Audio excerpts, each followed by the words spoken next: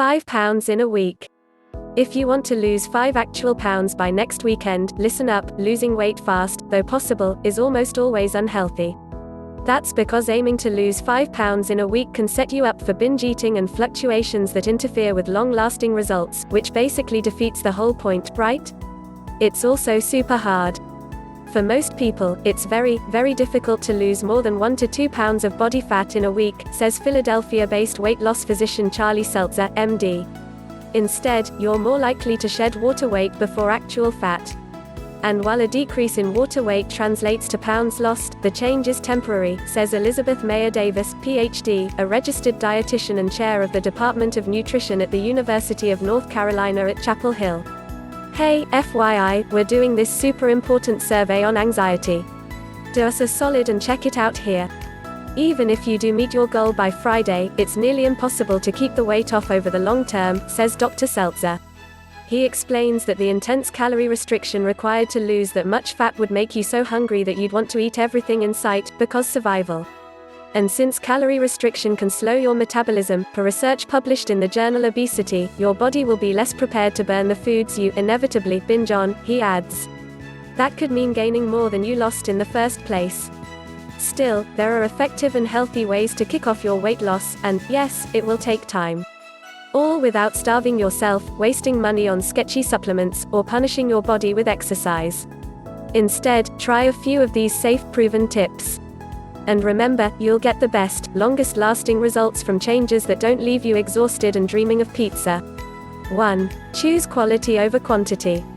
If you expend more calories than you take in, you should lose weight, says Alicia Romano, Rhode, LDN, a clinical registered dietitian at the Francis Stern Nutrition Center at Tufts Medical Center in Boston, Massachusetts. But you don't want to be so hyper-focused on calories that you skip out on a wholesome diet, she says. If you focus on the quality of food, there's a good chance you'll eat more nutrient-dense options that leave you satiated, says Lauren Sullivan, a registered dietitian with Cleveland Clinic's Center for Human Nutrition. 2. Track your diet. First, remember that no food is inherently good or bad, Dr. Seltzer says. And if the idea of jotting down everything you eat in a day makes you feel guilty or anxious, just skip this entirely.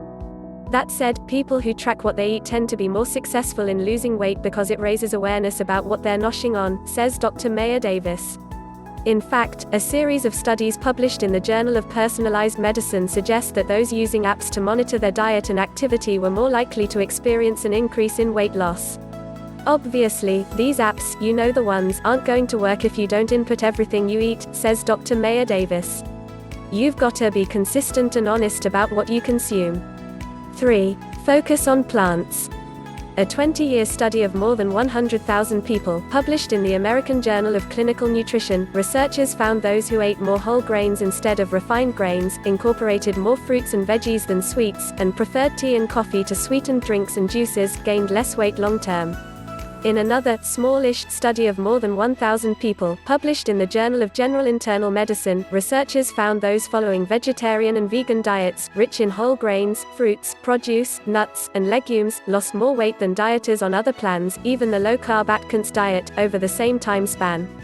Because fiber, like protein and fat, slows the digestion process and optimizes fullness and nutrient intake at mealtime, a plant-based diet can help you feel satiated longer after eating, says Romano.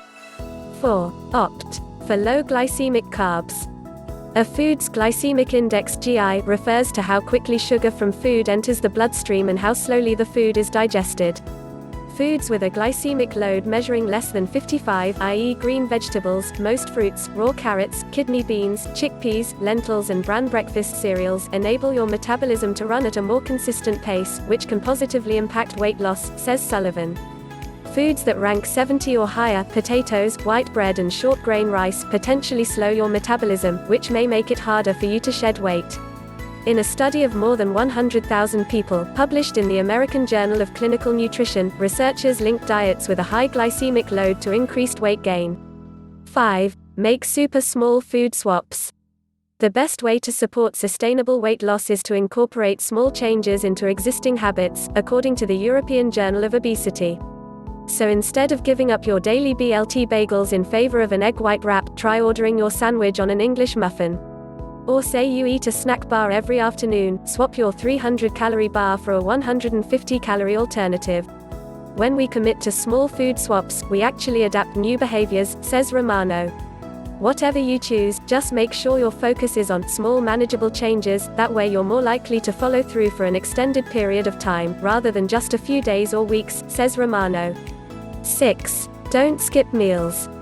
Eating at regular intervals during the day optimizes your blood sugar control, meaning you avoid the spike and crash that comes with eating a big meal on an empty stomach, says Romano. When you avoid eating when you're hungry, you're welcoming hunger pains, food cravings and drowsiness, all of which can lead to snacking on foods high in fat and sugar. Plus, when you run out of calories before going out to dinner with friends or satisfying a bedtime craving, you're more likely to fall victim to what Dr. Seltzer calls the F***ck effect, when you break one rule and give up for the rest of the night. 7. Get your protein from lean food sources. Dietary protein is one of the most important tools in your weight loss arsenal, partly because you expend more energy digesting protein versus carbs and fat, Dr. Seltzer says. But it's often packaged with naturally occurring fats that amp up the calories of each serving. It's why, according to the Harvard School of Public Health, leaner protein sources like chicken breast, white fish, and low-fat dairy have fewer calories than alternatives like bacon and burgers. Greek yogurt, cheese, and cottage cheese also make smart choices. 8. Pair protein with sweets.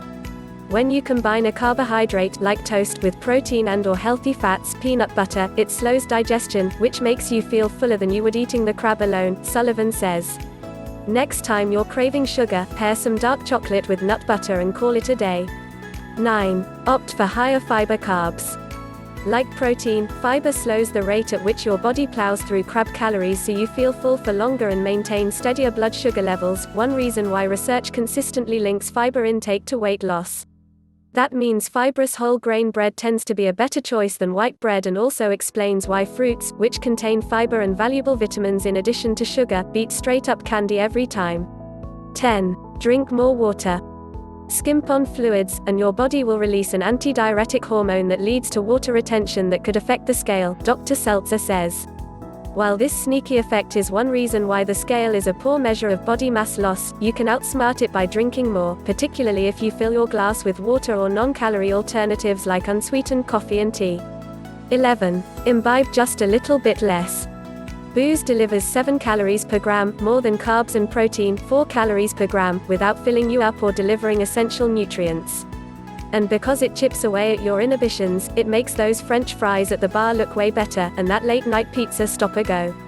In other words, drinking makes you more likely to eat *T, Dr. Seltzer says, referring to drunk foods. At the same time, he stops short of asking patients to quit alcohol cold turkey to lose weight. Plus, research suggests you don't have to, as long as your intake is moderate, i.e., less than about a drink a day. If you drink a glass of wine every night and notice you eat more afterward, eat less early to account for this, he says. Or, if you're drinking 4 glasses of wine a week, drink 3 instead so you won't feel such a big difference. 12. Make a real effort to manage stress. Anytime you're stressed, you probably go for food, Dr. Seltzer says. Have we met? That's because cortisol, the stress hormone, stokes your appetite for sugary, fatty foods. No wonder it's associated with higher body weight, according to a 2007 obesity study that quantified chronic stress exposure by looking at cortisol concentrations in more than 2,000 adults' hair. 13. Sleep an extra 30 minutes a night. Poor sleep is associated with slower metabolism, and the more you're awake the more hours you have to eat, Dr. Seltzer says. What's more, the sleep deprivation activates the same brain receptors responsible for the marijuana munchies, according to a 2016 sleep study. 14. Exercise, but not excessively. Although it's way more fun to take up a tolerable activity, i.e., watching Netflix on the elliptical, than it is to drop tasty foods from your diet, exercise won't help you lose weight in 1 week, Dr. Seltzer says. After all, resistance training might initially contribute a pound or 2 due to the body's inflammatory response, and people who do low-intensity exercise might burn calories, but they often end up eating more or subconsciously moving less throughout the day to conserve energy, he says, and research supports the theory. Real talk, it could take weeks or months to see the metabolic effects of exercise on the scale, and even then, building muscle, which is denser than body fat, could lead to weight gain. Do what you like because it's good for you, Dr. Seltzer says, noting the way exercise is awesome for your heart, mental health, and more, and that not all measure of progress can be seen on the scale. 15. Have all the sex. In what is perhaps the biggest buzzkill of all time, sex doesn't quite count as cardio or burn a significant amount of calories. Women burn about 3.6 per minute. It's still a good idea, Dr. Seltzer says, citing the activity's other benefits, like increasing the output of the neurotransmitters serotonin and dopamine, which naturally reduce food cravings. Please like, share, subscribe and visit my website now.